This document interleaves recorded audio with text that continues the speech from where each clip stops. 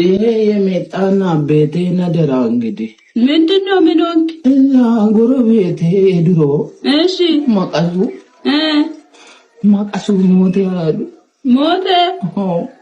እና ጎረቤት ነው የት ነው የሞተው? ጎረቤቴ እንታሙ አሉ ታሞ ትንሽ በቃ የሆነው ትንሽ ተኛ ሞተ ያሉ እንግዲህ እጄ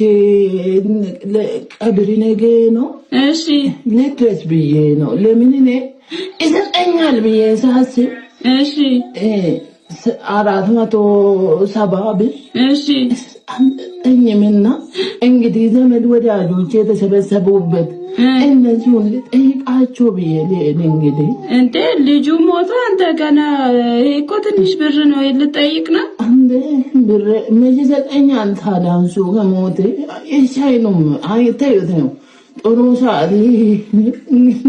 እንዴ ለልጁ ነው ለብር ነው የምታለቅሰው ታዲያ እኔ በስንት መከራ ዘርቼ ለምቼ ያገኘሁት ብር